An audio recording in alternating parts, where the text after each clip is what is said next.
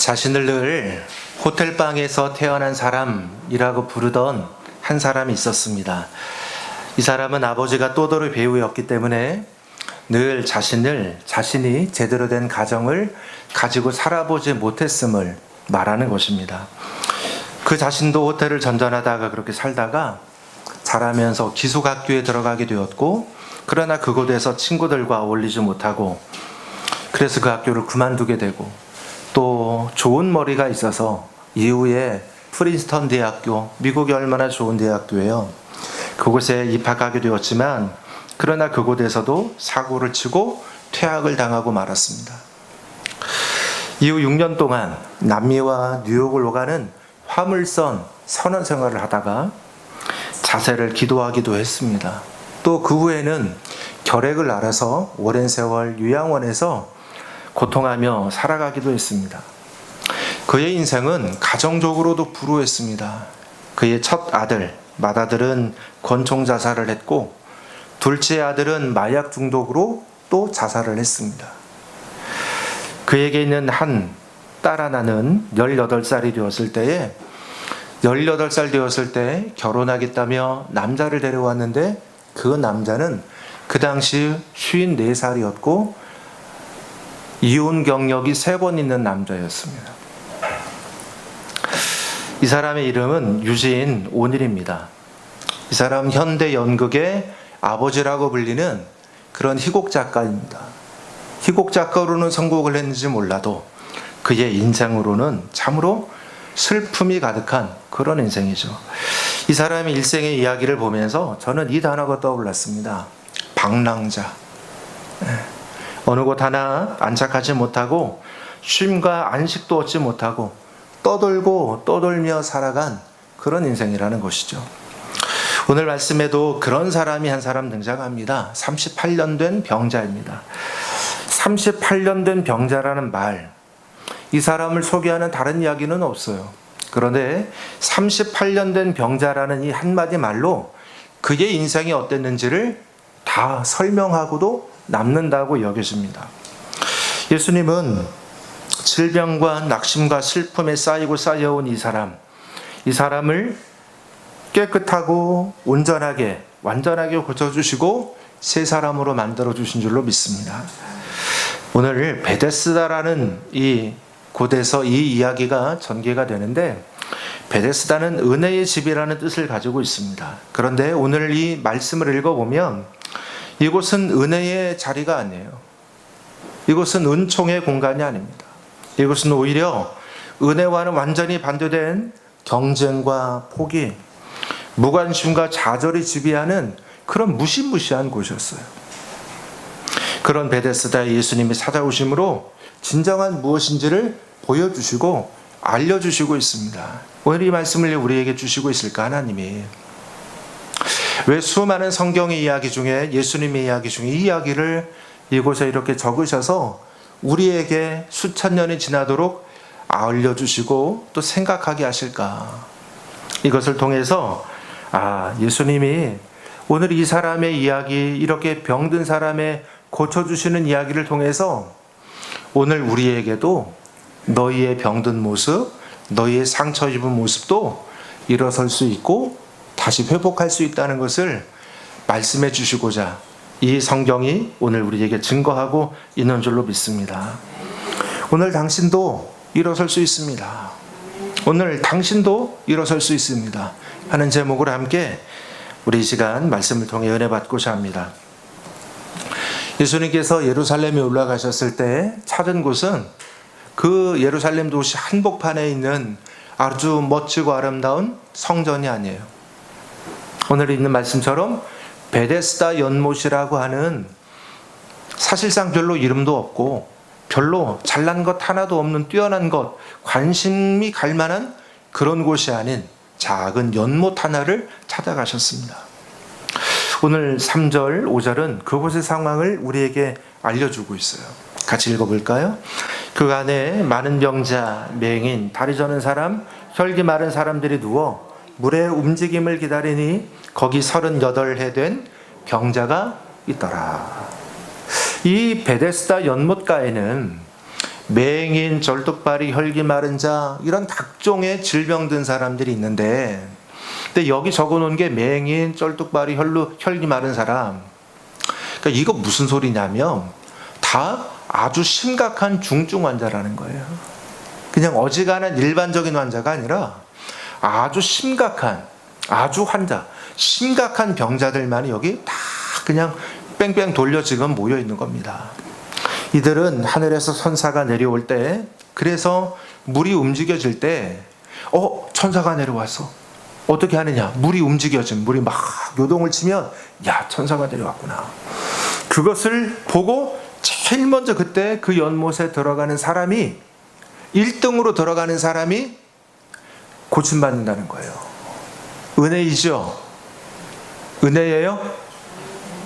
아니에요? 모르겠어요? 은혜이죠. 그런데 과연 정말 은혜일까요? 이곳 베데스다, 말씀드린 것처럼 그 베데스다라는 말의 뜻이 은혜의 집이라는 뜻이에요. 은혜의 집. 그러니까 이 자리가 은혜가 임하는 자리인 거죠. 조건이 되지 않고 그럴 만한 자격이 없는 사람에게 은총으로 주어지는 것이 은혜입니다. 대가 없이 주어지고 또 대가 없이 부어지는 것이 은총이에요. 이곳은 이렇게 특별한 은총이 내려지는 자리였고, 그래서 수많은 사람들이 그 은총을 받기 위해서 모였습니다. 그런데 역설적이게 분명 제일 먼저 들어가는 사람이 은총을 받아서 고침받는 것, 은혜이죠. 놀라운 은총이죠. 은총의 자리인데 은총의 자리가 아니에요. 문제는 제일 먼저 들어가는 사람만이 고침받는다는 겁니다. 그러니까 이곳에 수많은 병자들이 있는데 그들이 다 1등을 할 수가 없어요. 그들 중에 단 한 사람만이 1등을 하는 거예요. 그 1등을 하기 위해서 이 모든 사람들은 끝도 없는 무한 경쟁, 무한 투쟁을 할 수밖에 없는 겁니다. 왜? 1등만 되니까. 2등, 3등도 안 돼요. 1등만 고침을 받아. 그러니까 지금 내 옆에 있는, 주변에 있는 수많은 이 병자들은 다 나의 무시무시한 경쟁자들이에요. 사실은 저 사람들이 다 없으면, 다 저들이 없고 나 혼자만 있으면 너무너무 좋겠어. 이 사람들의 마음에는 주변에 있는 사람들의 고통, 주변에 있는 이 병자들, 우리 동료 병자들의 마음의 상처, 마음의 아픔이 눈에 들어오지 않아요. 왜? 다 경쟁자니까. 저놈이 없어야 내가 1등을 할 수 있는데, 저 사람들이 있기 때문에 내가 1등을 할 수 없는 거예요. 여기가 과연 은혜의 공간이고 은총의 자리입니까? 네가 죽어야 내가 사는 곳인데 이것이 과연 은혜의 자리가 될 수 있느냐 말이에요. 은총을 말하면서도 다른 사람들과 경쟁해서 이겨야 하고 싸워서 승리해야 하는 곳, 능력이 남들보다 앞서고 어지간히 앞서서 안 돼요. 1등이 되도록 능력이 있어야만 하는 이 자리, 사실은 이곳은 은총의 자리라고 말하기 어렵습니다.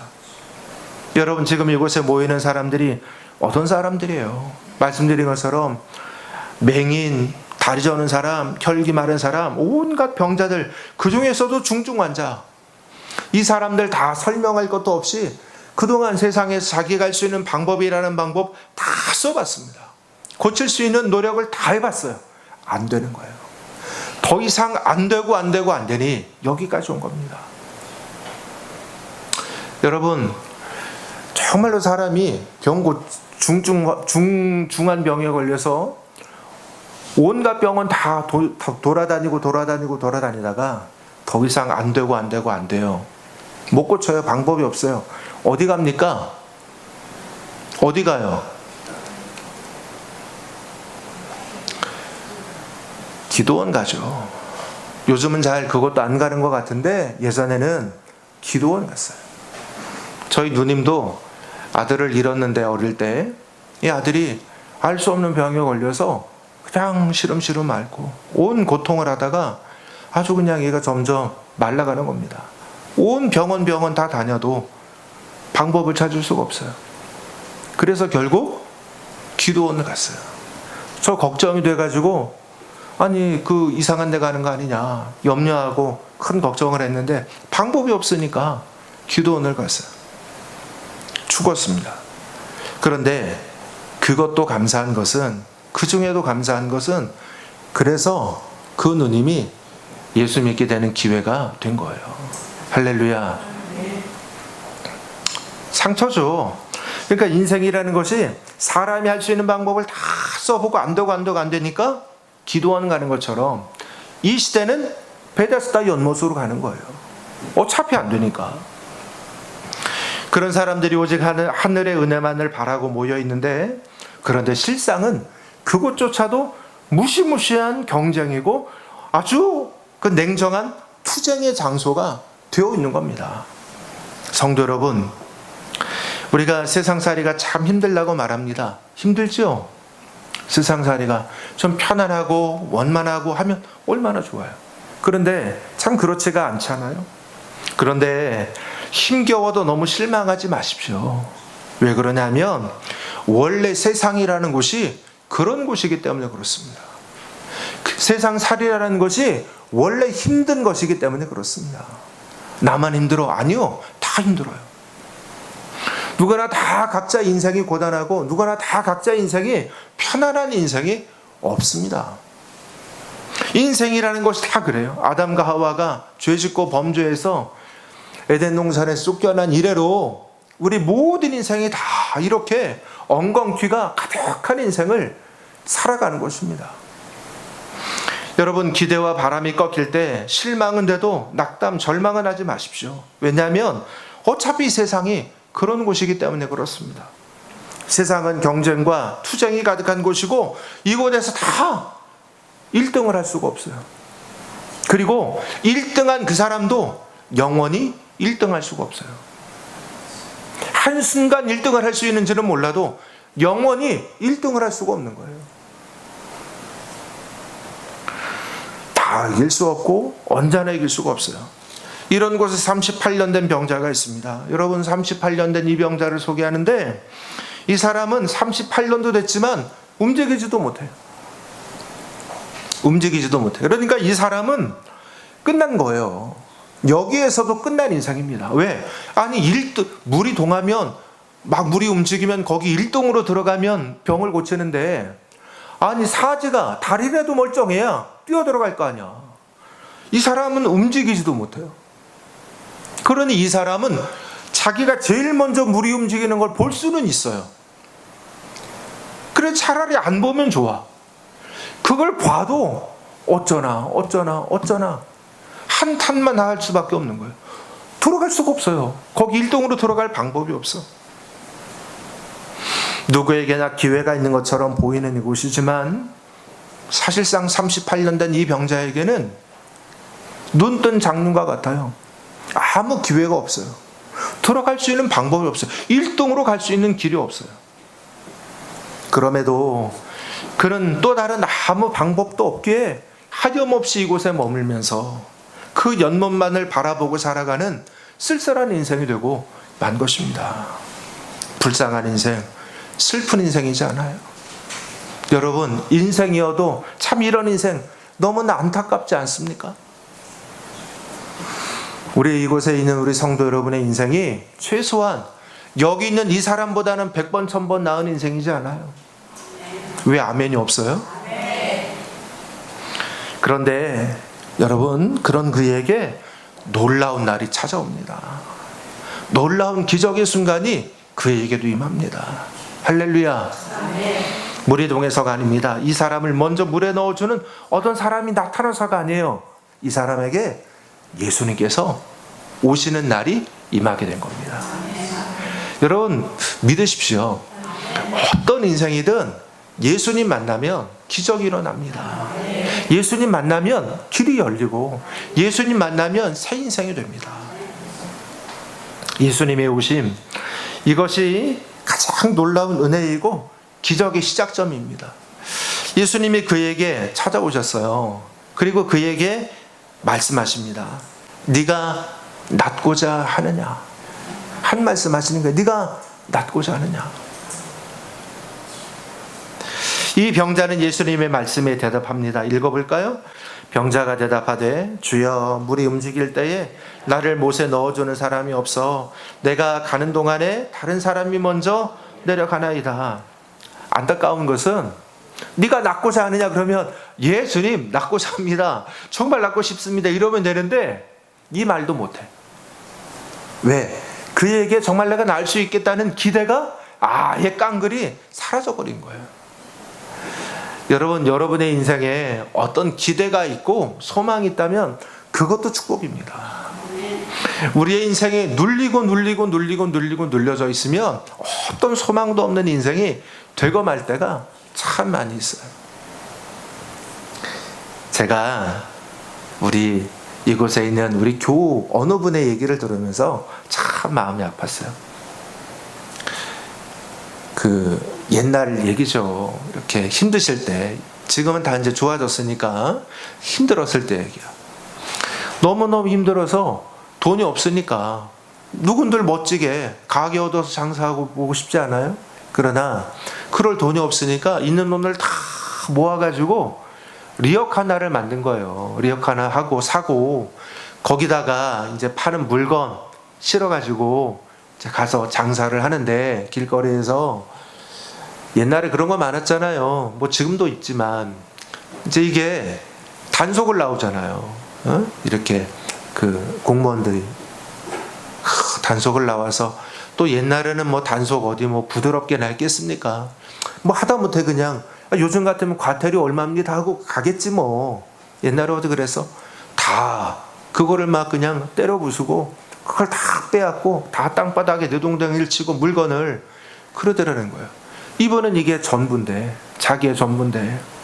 그래서 정말 자기 눈이 뒤집히고 마음이 뒤집어져 가지고 아주 그냥 그 공무원하고 나를 죽여라 하고 싸웠다고 그 얘기를 하세요. 제가 만약 그 장면을 지나가는 사람의 눈으로 봤으면 그런 마음이 안 들었을 거예요. 그런데 그분의 이야기를 들으면서 그분의 마음의 이야기를 들으니 이해가 되는 거예요. 이해가 되는 거예요. 남의 이야기로 들으면 아유 저분 어디 좀 이렇게 가게 얻어 장사하시지 이렇게 하다가 저렇게 그냥 괴로움을 당하고 저렇게 불편함을 당하냐. 남의 얘기. 그런데 그 이야기, 그분의 내면의 이야기를 들으니까 너무너무 슬픔인 거예요. 너무너무 고통이고 이해가 되는 거예요. 여러분, 우리가 인생 살아가면서 참 정말 괴롭고 어려울 때 눌리면 말이 안 나와요. 어떤 기대를 할 수도 없어. 오늘 여기 있는 이 사람이 그런 사람이죠. 그래서 주님 고쳐주세요. 제가 낫기를 원합니다. 이 말 못하는 겁니다.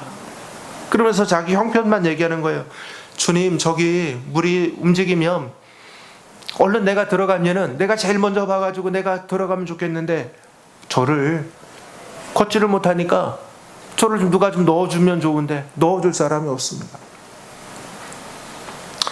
무슨 소린가요? 주님 저는요 아무 가능성이 없어요. 가망이 없어요. 저에게는 할 수 있는 열려질 수 있는 길이 아무것도 없는 그런 인생입니다. 세상살이에 지치고 형편과 상황에 낙심해버린 이 사람의 고백, 주님 나는 아무것도 할 수 없습니다. 그런데 놀랍게도 주님 안에서는 새로운 역사가 시작되게 되는 줄로 믿습니다. 이 고백이 그의 인생을 새롭게 만드는 출발점이 돼요. 우리는 종종 하나님 앞에서 자격을 따질 때가 많습니다. 그러나 은혜는 우리의 자격이나 조건과 무관합니다. 은혜는 언제나 끝이라고 생각되는 자리에서 시작되고 출발합니다. 자격이 없는 사람, 가능성이 보이지 않는 사람에게 임하는 것이 바로 하나님의 은총이기 때문인 줄로 믿습니다. 이 사람에게 예수님이 찾아오셨어요. 그리고 한마디를 주세요. 우리 같이 8절을 읽겠습니다. 시작. 예수께서 이르시되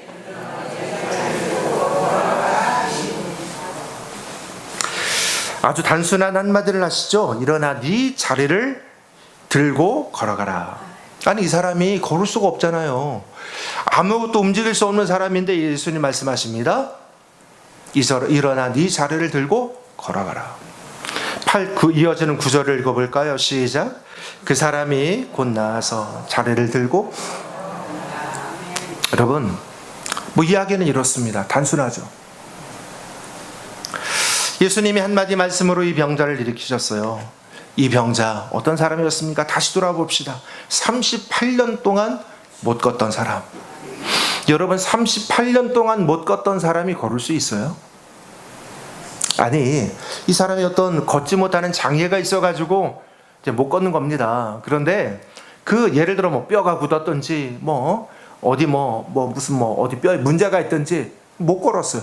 예수님 고쳤습니다. 그럼 걸을 수 있냐고. 여러분, 우리가 지금도 어떤 큰 사고를 당하거나 무슨 몸에 건강에 문제가 있어가지고 한 6개월, 1년만 안 걸어보세요. 병상에 누워 있어가지고 걸어보질 않아. 안 걸어보세요. 걷겠느냐고요. 잘 못 걷는다잖아요. 다리가 움직여지질 않는데. 38년 동안 못 걷던 사람. 그 긴 세월 동안 나름의 방법도 다 써봤던 이 사람. 의사도 만날 만큼 다 만났고 약도 먹을 만큼 다 먹었던 이 사람.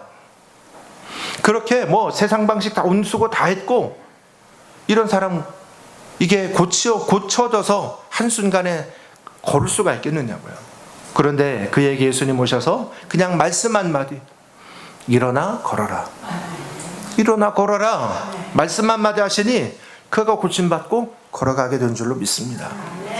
38년 동안 서지도 걷지도 못하던 사람이라도 오늘 예수님을 만나면 일어나게 되고 걷게 되게 되는 줄로 믿습니다. 38년 동안 내 인생에 깜깜함이 가득한 인생이라도 예수님 만나면 그 인생에 빛이 임하고 광명의 날이 찾아오게 되는 줄로 믿으시기를 축원합니다. 그래서 우리가 예수님을 만나야 하고, 예수님을 만나서 새 인생이 되는 기대를 품어야 하는 줄로 믿습니다. 일어선다는 말 참 얼마나 좋아요. 일어선다는 말. 여기 이 병자가 일어서서 걸을 때 그 이야기, 일어선다는 말 얼마나 좋아요. 여기 꼭 병자만 일어서야 합니까? 마음이 무너진 사람 일어서야 할 것이고, 무너진 가정이 있다면 일어서야 될 것이고, 무너진 집안이 있다면 일으켜야 될 것이고, 국가도 일어나야 되지 않겠어요? 그래서 우리가 주춤주춤하고 있다잖아요. 일어나야 되지 않겠어요? 일어난다는 말 소망의 언어 아니에요? 여기서 일어나다는 이 말은 헬라어 성경으로 보면 에게이로우라는 말입니다. 말 뜻은 일으키다는 뜻이에요. 일어난다는 말이죠. 또 있어요. 깨우다는 뜻이 있어요. 깨우다. 막 죽어있는 사람, 다 정신을 잃어버린 사람을 깨우는 거야. 야, 너 이러면 안 돼. 너 정신 차려. 네가 이래갖고 되겠어? 정신 차려, 이 친구야. 일어나게 하고 깨우게 하는, 깨우치는 그런 뜻이 있어요. 그리고 하나 더. 이 말에는 부활시키다는 뜻이 있어요. 부활시키다.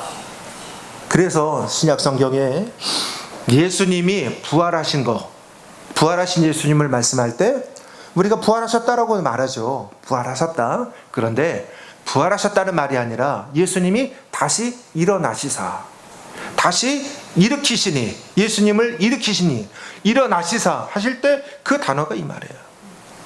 부활이야, 부활. 이 병자가 예수님 만나 병을 고쳤습니다. 그래서 일어섰습니다. 그런데 단순히 그의 육신만 일어선 게 아니에요. 그의 혼, 그의 정신을 예수님이 일깨워 준 거예요. 할렐루야. 야, 너 정신 차려. 네가 그동안 완전히 주저앉아버린 인생, 마음이 녹아내린 인생으로 살았지. 아니야. 네 인생에 좋은 날이 와. 네 인생에 기쁜 날이 와. 그리고 죽어버린 것 같은 이 인생 주님이 다시 부활시키시고 일으키고 계시는 거예요. 할렐루야. 사랑하는 교회 여러분, 여러분의 인생과 삶이 다 혹시 죽어버린 것 같은 그런 분 있지 않으십니까? 내 인생 다 망한 것 같아. 내 인생 다 절단난 것 같아.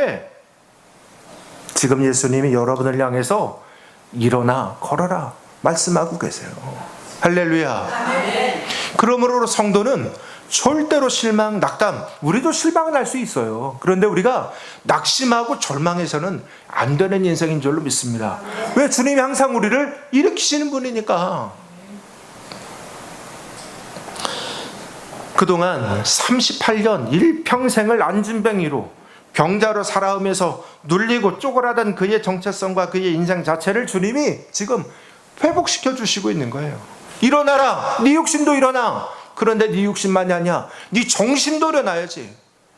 여러분 요즘 보세요. 정신이 병들고 육체는 멀쩡해. 정신이 썩어간 사람이 얼마나 많아요. 아니 어느새 마약이 그냥 그렇게 그냥 온 나라 가운데 그냥 뭐 횡행한다잖아요. 마약은 아닐지라도 무슨 마약 비슷한 약물들을 그냥 병원에 가면 막 맞춰준다잖아. 의사들이. 아주 양심도 없죠 요즘에는. 그래서 마약에 의지하고 그 약물에 쪄들어 있는 이런 인생이 얼마나 많냐고요. 여러분 그 사람들을 보면 겉은 얼마나 멀쩡합니까? 다 젊은 사람들이야.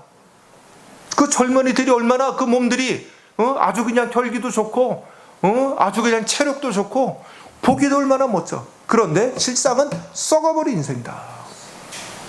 썩어버린 인생이. 왜? 정신이 썩었으니까. 정신만이 문제입니까? 몸도 정신도 멀쩡할지 몰라요. 그러나 영혼이 죽어버리고 영혼이 썩어가는 그런 인생이 지금 얼마나 많습니까? 하나님도 몰라, 천국도 몰라. 그냥 눈앞에 있는 거 자기가 이 세상만 바라보면서 죽을 줄도 모르고 잠시 죽음을 있다가 잠시 후에 죽음을 달려가고 있다는 것도 알지 못하고 그냥 세상의 성공과 세상의 어떤 열정만을 가지고 들고 뛰는 그 사람들 병들어 있는 겁니다. 영혼이 지금 죽어버려 있는 거예요.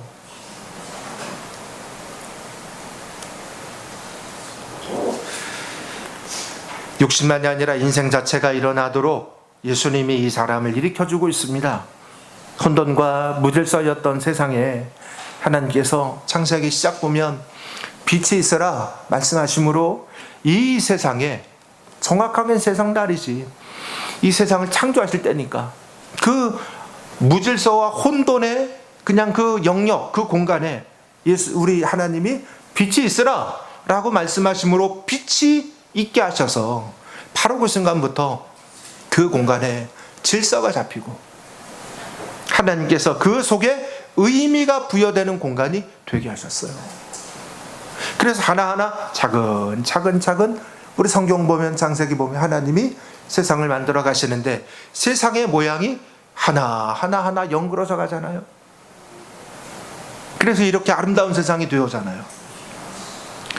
예수님이 우리 가운데 오실 때 우리 인생이 이렇게 혼돈하고 무질서하고 도대체 뭐가 진리인지 뭐가 비진리인지 또는 어떻게 살아야 하는지 아무런 생각도 가치관도 없어 다 무너져버린 인생이라도 우리 예수님이 오시면 하나하나 그 인생을 다시 한번 바로잡아 주시고 바로 한번 세워주시고 다시 한번 인도하셔서 이끌어 주시는 줄로 믿으시기를 바랍니다.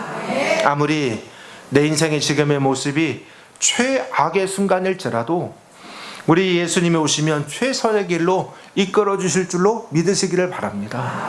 우리가 할 수 있는 것은 아무것도 없어도 주님은 말씀으로 일어나 걸어라 한마디 하셔서 이 다 무너져버린 이 인생을 온전하게 건강하게 강건하게 세워주신 것처럼 우리 인생과 삶 속에서도 여러분의 인생에 그와 같은 은총이 있으시기를 주님 이름으로 축원합니다. 성경 우리가 9절까지 읽었습니다. 사실은 끝이 아니에요. 저 뒤에 그 뒤에 한참을 더 읽어가다 보면 14절에 예수님이 오랜 시간이 지나고 이 사람을 다시 만나요. 이 고침받은 사람을 다시 만나.